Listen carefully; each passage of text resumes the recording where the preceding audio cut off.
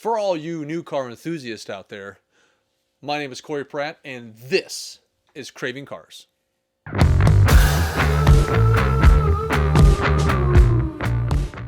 That's right, we're back in 2020 with the Kansas City Auto Show. It's a show that we typically tend to make every single year. I've been going to it since I can't remember. It's been a while. And this year we do walk through the whole show again as well. Only we do a mention of every single manufacturer that showed up. And so with that, we have split this up into a series of 3 different videos. So be sure to check them out as we go through in a row. We'll go around for video 2 and video 3 and basically cover the whole show to the point where we needed to split up into 3 different videos. So kind of check it out with us because let's not go too far here. Let's just, without further ado, let's get into the show. And that's where I take place on site of the show. Welcome back to Craving Cars. My name is Corey, and we have made it back down to Bartle Hall, well, Kansas City Convention Center. But this weekend, it's the Kansas City Auto Show.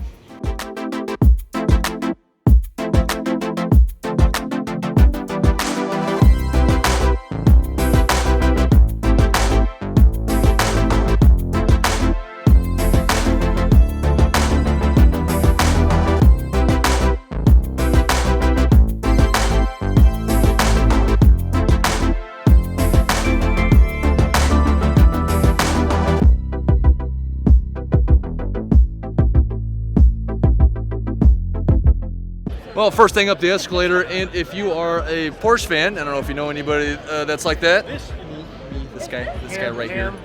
So there's now slobber all over the car. Got so much eye candy already, and it's not even gotten to the show yet. But hey, welcome back to another year at the auto show, and I've got Steven with me again this year. So thanks for joining me. Always. I think we might have someone else join us a little later. We'll find out then, and maybe Could be a surprise. I don't know. Let's look at some more Porsches first.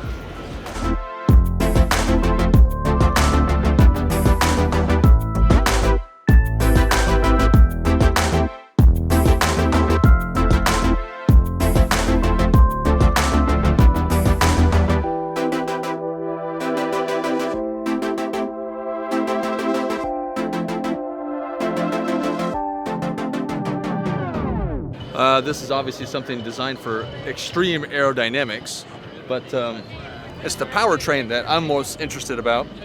Electromagnetic power.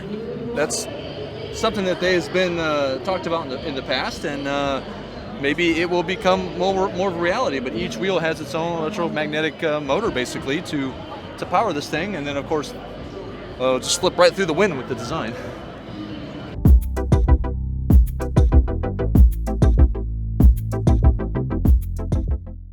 All right, so our picks. A lot of times we do a certain car pick our favorites. We want to try to simplify it a little bit this year. We might pick a favorite truck. We might go with like a maybe favorite SUV.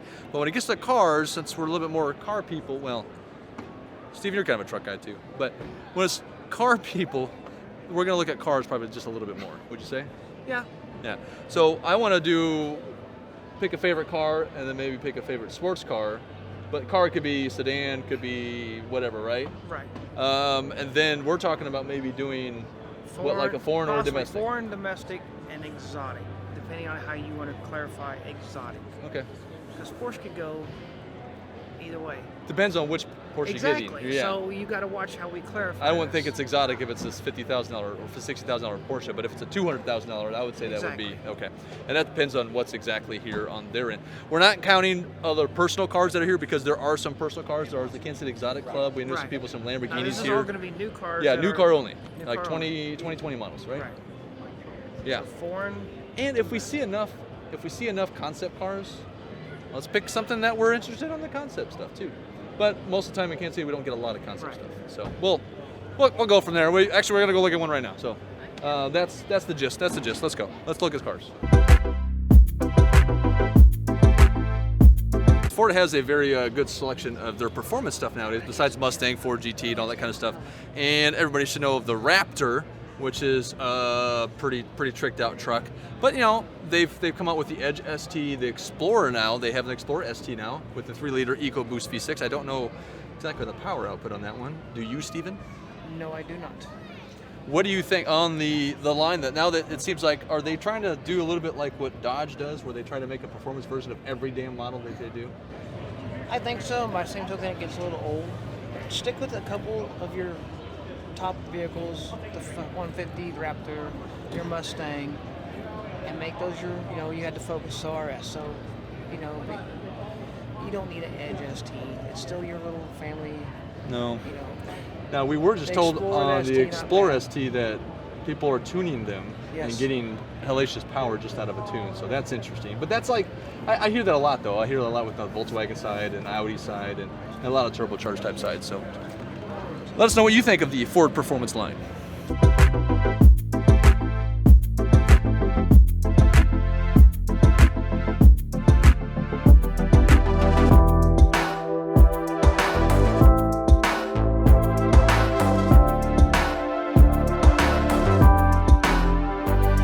The big hotshot model for Ford really, of this year is, of course, the new GT500.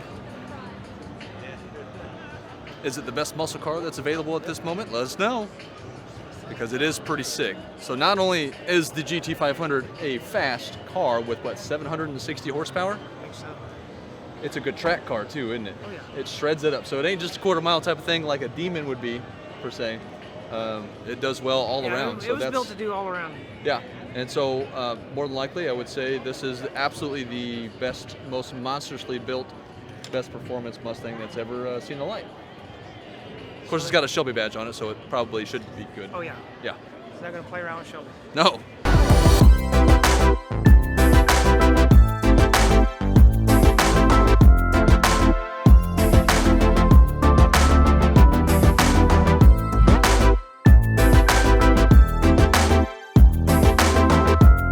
There it is, the Ford Mach-E. I have vowed to not say the first word that goes before that, because even though it shares that same badge, that's not what it is, and I don't like that Ford's doing that route. I agree.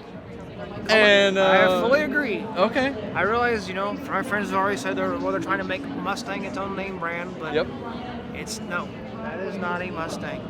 It's not. Call it a Mach-E. How about leave it this? be. Just as an all-electric car, the Mach-E or whatever you want to call it, what do you think of it? I mean, what do you think of the style? What do you think of the looks? It's not bad. The front end looks a little elongated for some reason. It's it looks like a modern crossover SUV looking vehicle to me. I don't know. But hey, it might be a cool car.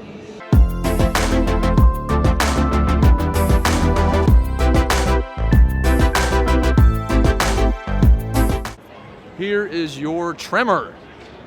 So Raptor's not enough for you. You need some diesel power. You need a bigger truck. Then there you go. There's the F-250 with the 6.7 liter Power Stroke diesel and some other stuff in it, and to make it cool and lights up top and the cool blue and the sticker that says Tremor in the back and the black wheels. And yeah, it's cool stuff.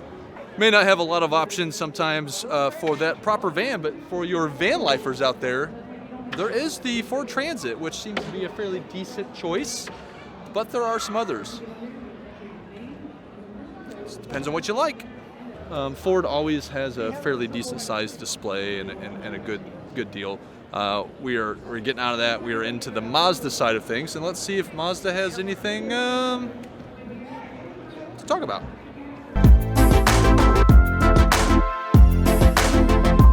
I fit sitting in the seat, and I have legroom, but I just don't have the headroom, unfortunately. Unless you leave the top up, I guess I can just drive my head sticking out.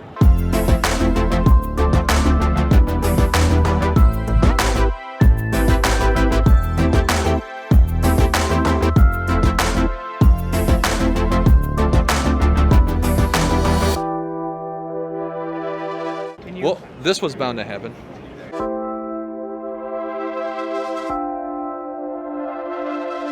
That's it. Now it's just a matter of throttle away.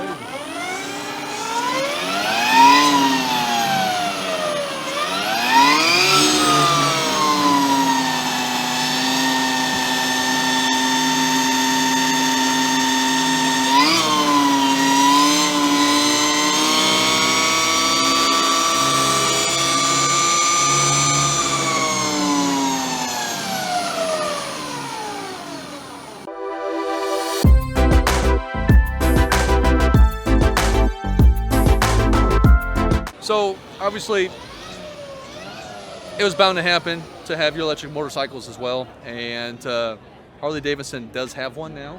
It is 110 horsepower. Get about 140 miles out of a full charge. Charge at your typical charger thing at home probably takes around 8 hours, but they do have fast charger stuff at the dealerships that only take an hour from empty to full. So you can go on a little cruise, stop in, shop for some Harley gear. You know, it's always kind of fun. And more than likely, it's the fastest Harley that they've ever made, and it doesn't take any petrol. We're in Lincoln. So does Lincoln have anything new this year? We'll find out.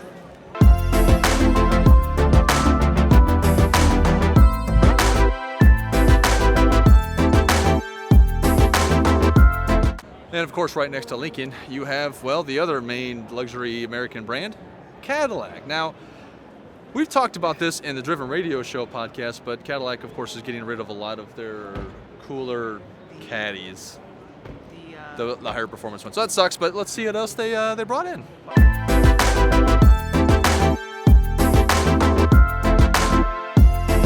I guess we're still sticking with the luxury brand of things, and now we're into the Infiniti side. Geez, what luxury brand could be next?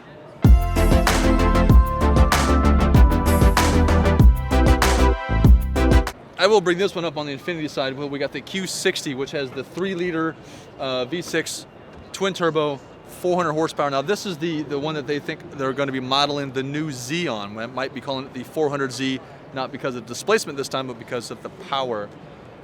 Let's check this out and see what it's like in the Infiniti skin. Got a little extra light because they got sunroof on. That's nice of them. But in the hold on. There we go. In the Q60, the Infiniti Q60. Now, I will say this is tight. I mean, I actually had to make sure I had to lower the seat all the way down for me. I'm 6'2"-ish, and I just that part you gotta be careful. The seat's not down all the way. Now, let's go ahead and shut this. Got the Bose system. Check out the gauges.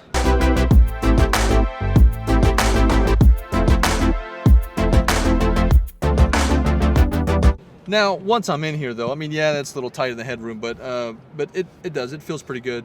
The paddles feel actually kind of I can't tell if they're plastic or metal, but they feel good. The nice big paddles on the steering wheel, and I don't think there's any manual options, of course, for a car like this. Most luxury brands don't do that anymore anyways.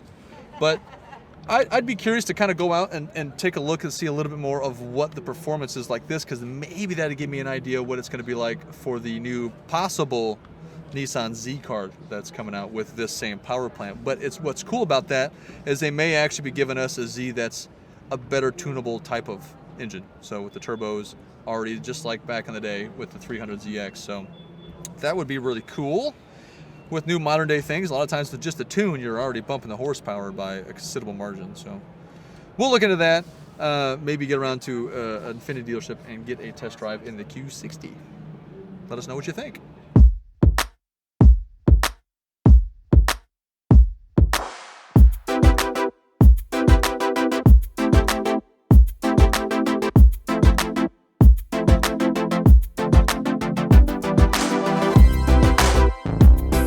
Well, of course, sticking with that luxury theme, apparently, as they keep going on the road, Mercedes. And obviously the highlight of the Mercedes is the AMG GTR. They brought the Roadster in this time, which is cool. That way they got the top down. We can kind of get a good look inside. Very cool car. Huge brakes. This is definitely going to be a pick, possibly in the exotic side.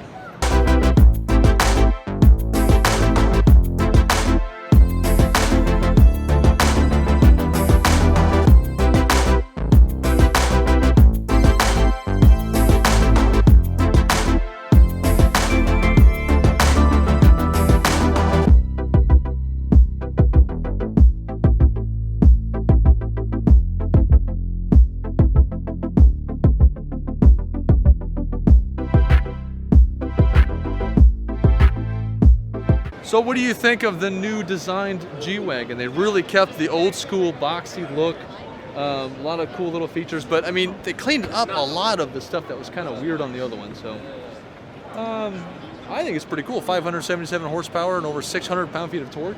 About 627, I believe, is what this one is. That's that's going to scoot even for a big fat SUV.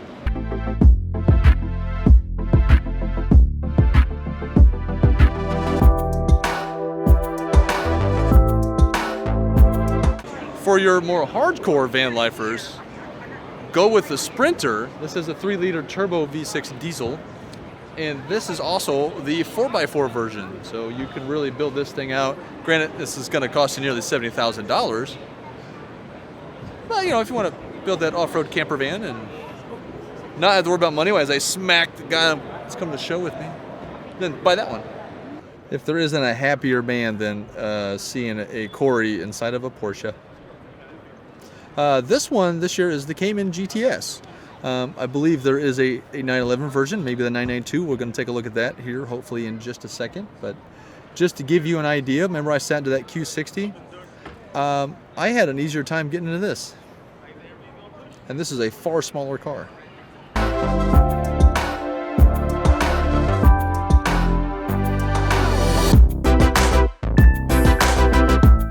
But now we actually get to be in the 2020, the 911 Carrera S. This is the 992 and one of the fastest Carrera S's ever built. The 450 horsepower, give or take, whatever that is.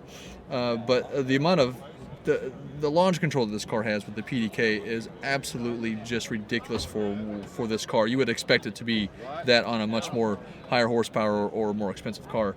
But from what I've seen in some of the videos and stuff, it's just been an absolute magnificent job that Porsche has done with the new 992.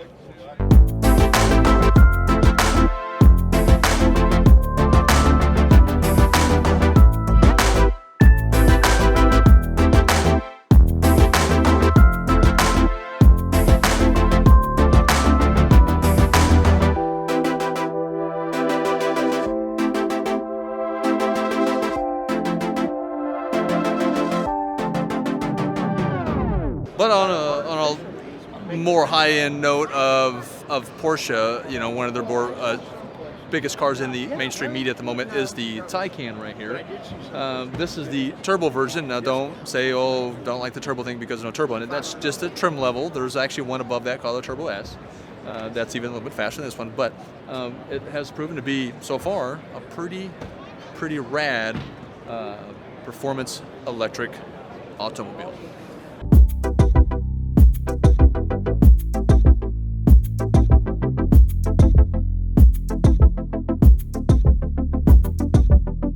Well, now we're kind of in the mix of Jaguar and Land Rover here.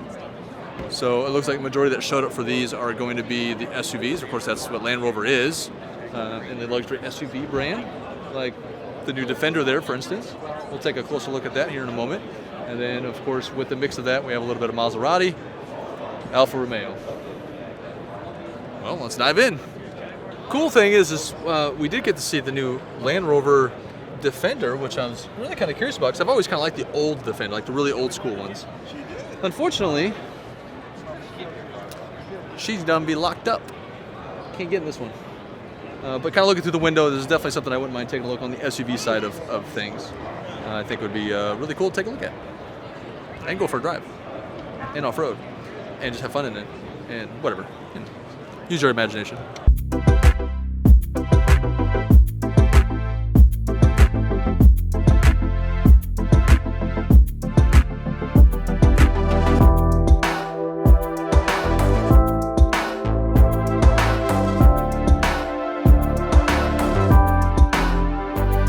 Another candidate for the sports car market side is, well, the F-Type. We've covered that a little bit. We've sat in a few of those and took a look at quite a bit of them, and they are still a really cool design car, and not bad on the performance side either.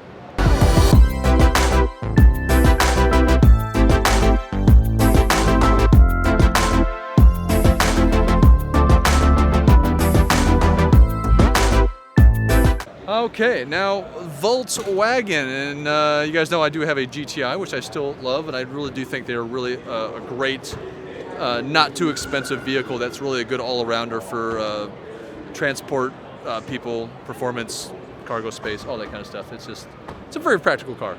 However, Volkswagen does have other things, and a few stuff redesigned, like for instance this Jetta GLI.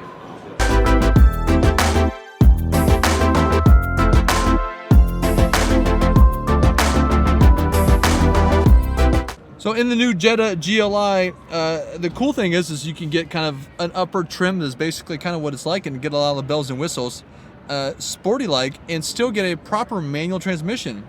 Unfortunately, yes, manual transmissions are going away in a lot of makes and models. But here's the cool thing, here's a fairly good size sedan, great back seat, great trunk, nice little power delivery.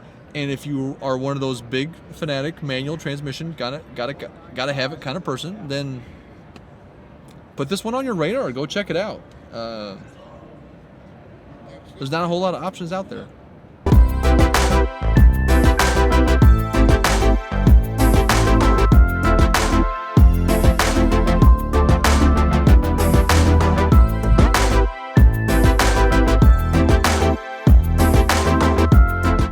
We got some superheroes with us, famous people, which is all cool. Rogan and Wolverine and Doctor Strange, Green Arrow, and all that good stuff. So let's go say hi.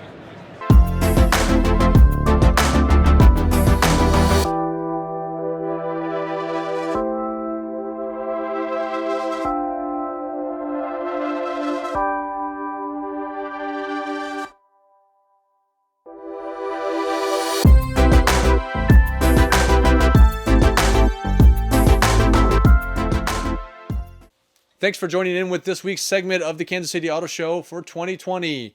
I hope you got to make the show, or hope you get to make a auto show. If not, hey, that's what we're here for. But we appreciate it, guys. Make sure you like, share, subscribe, and leave some comments down below. What cars did you think you wouldn't mind seeing a little bit more of? And as a matter of fact, what cars would you might not seen us actually get in and do a little more in-depth on? So let us know on that. But on the next video, we do continue with additional manufacturers as we keep going on the 2020 Kansas City Auto Show.